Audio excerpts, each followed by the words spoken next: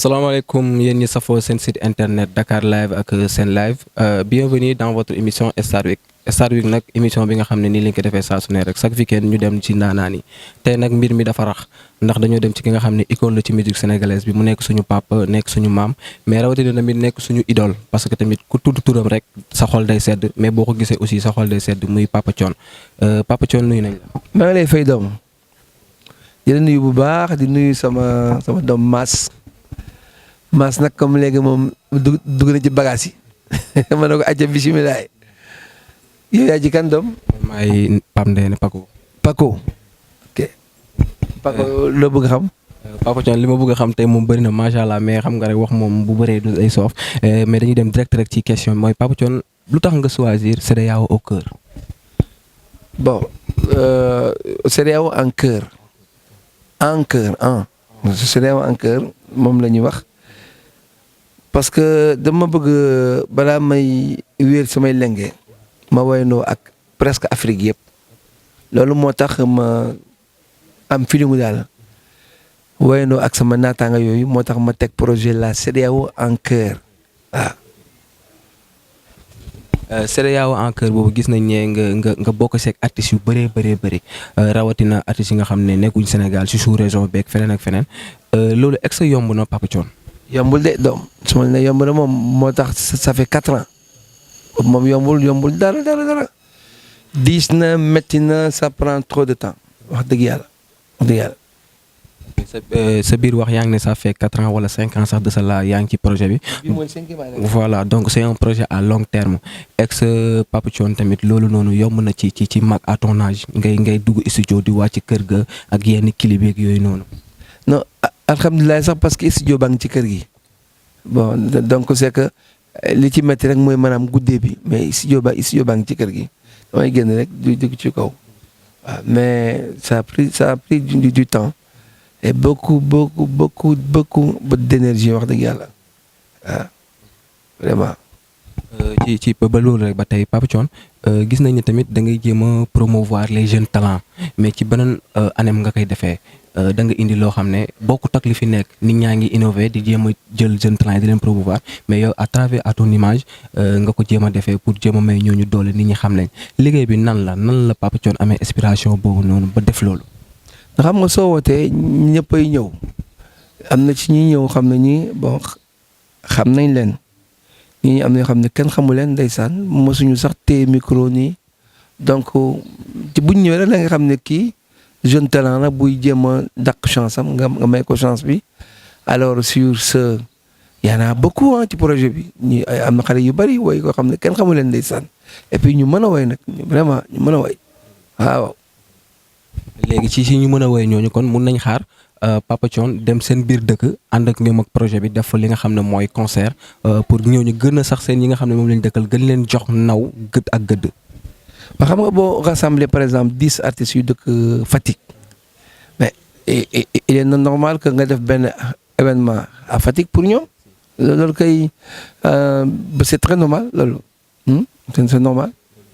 léegi ci événement boobu ba tey rek biir Sénégal mais tamit ñi nga xam ne génn nañ au dehors de Sénégal comme les Maliens les Guinéens ñoom ñëpp nga bëgg a def ak ñoom li nga xam ne mooy son tamit da ngay génn dem si dëkk yooyu. Maliens yi seen soirée Mali lay am. en priorité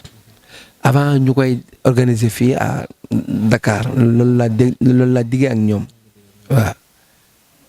donc daal tournée internationale kon lay doon. waaw parce que lu xas ba génn Sénégal moom c'est international bon déjà y a 16 pays xaw ma 15 pays de la CEDEAO te yooyu war nañ ko def yu bari donc ngeen ñaanal ñu rek ñu atteindre l'objectif. léegi Papa Thione nan ngay defee arrangement boobu noonu plus de 300 et quelques artistes sénégalais ak yeneen artistes yi dëkk ñuy dugg studio di génn ak yooyu noonu bëgg nañ ko xam en tant que ndaw tamit. studio yi yéen a 2 boo ñëwee nga fekk bu bi woy classique occupé dañ lay yóbbu bi nekk salsa parce que même woy la rek c'est que musique yi ñoo bokkul alors yow bon loolu moo tax muy gën a gaaw. boo fekkee bi ci kaw occupé rek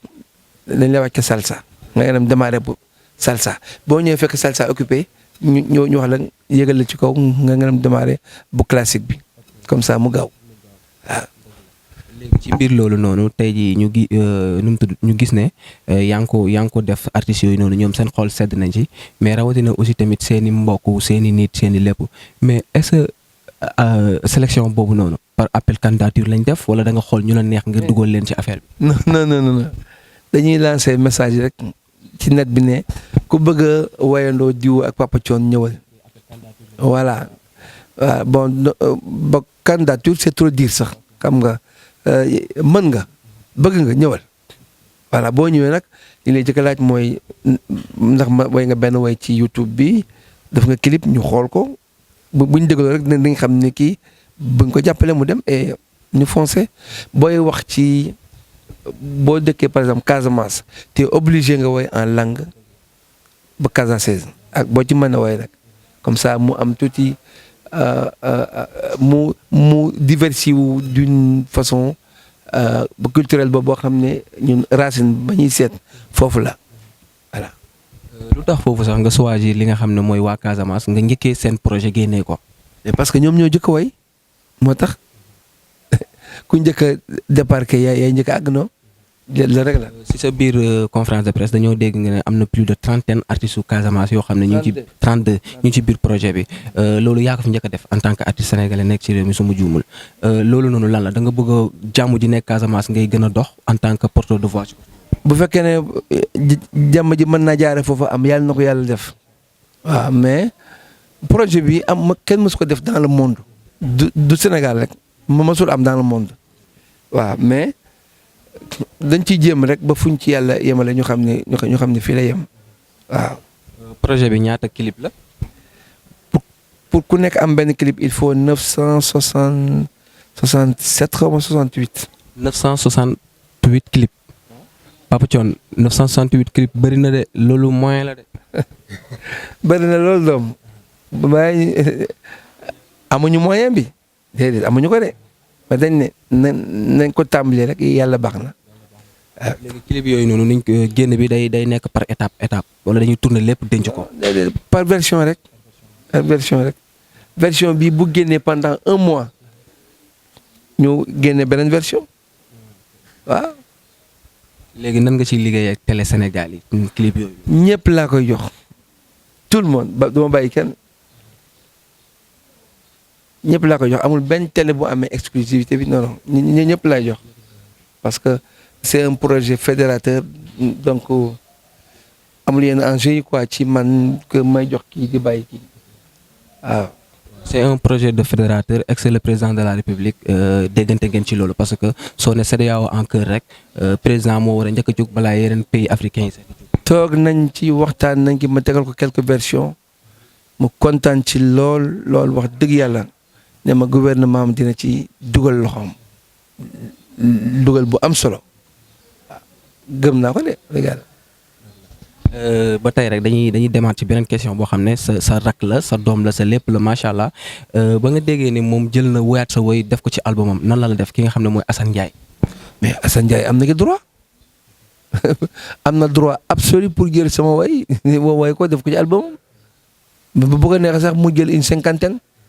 waaw am na ki droit. mais nan la def en tant que mag en tant que kilifa ci moom.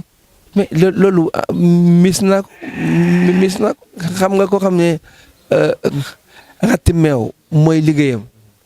mais lu meew weex pour moom meew rek la peut-être mis naa ko.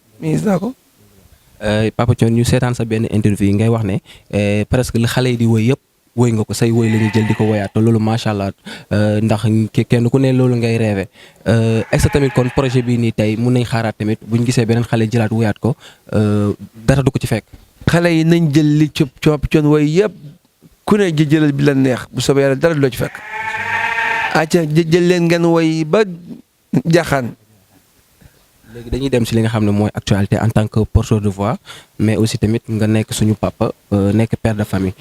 Papa Thione fi réew mi toll buñ xoolee actualité li fi xew yëpp nan nga ko gisee en tant que borom kër en tant que porteur de voix. xam nga man nag ci lu jëm ci wàllu politique man duma ci wax xam nga pourquoi parce que su ma mën naa wax ba wax lu ëpp ñu ne ma sirip te wóor na ma ne yow doo mën di sax Sam Banana donc doom bàyyi ma wax ki sama musique bi rek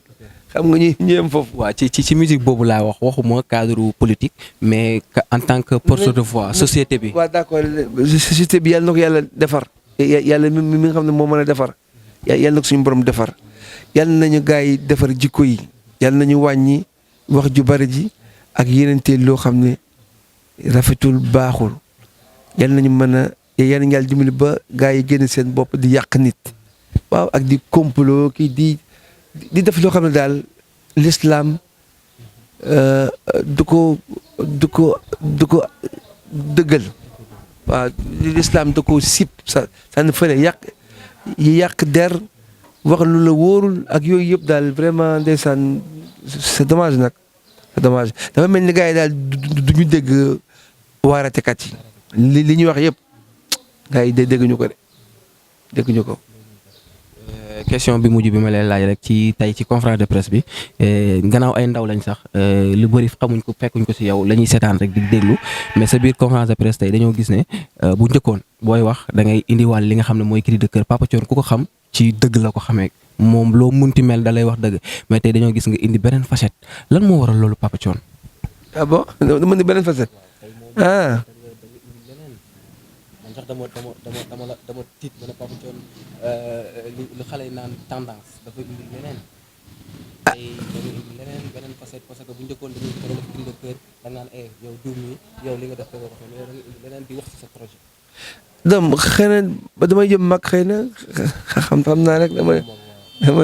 xëy na ba damay jëm mag waaw mais man pour man je me dis que ne même kii bi la mais nag bon xam nga kii toog di damier ki taxaw di xool mooy gis kuti donc amul problème. Papa Thione lan ngay tàggoo ñi nga xam ne ñoo safoo Dakar live ak seen live mais rawatina sénégalais yi lay déglu mais monde entier. waaw ba Dakar live yàlla na live bu baax a baax ndax sama doom bi nga xam ne am na ci pàcc vraiment moom xale bu baax la sax bu ma ko wooyee mu ñëw wuy si ma. lu ma soxloo ci affaire imprimerie wala affaire machine mu conseiller ma defar ba mu baax vraiment muy maas donc Dakar live yàlla na ko suñu borom boole ci yi mu ful mu jebbi ca kaw di leen gërëm yéen ñëpp merci beaucoup. yow tamit di leen ñaanal tamit projet bi nga sumb yàlla na ko suñu borom ful rawatina projet yi fi nekkoon waaye ful ko ba ñu ne Papa Thione kat projet bi bokk na ci parmi les meilleurs projets ci musique international yàlla na ko yàlla def. merci beaucoup. ok c'était Paco à la présentation ñu ñëwoon tey fi nga xam ne mooy kër Papa Thione seet si ko def ak émission ak moom si li nga xam ne mooy seen émission Star Week di remercier aussi équipe technique bi yëpp di gërëm tamit Bokor sama caméraman di leen wax ne lii lay demee saa su ne di leen jox dox daje fii ci Dakar live ak seen live jërëjëf.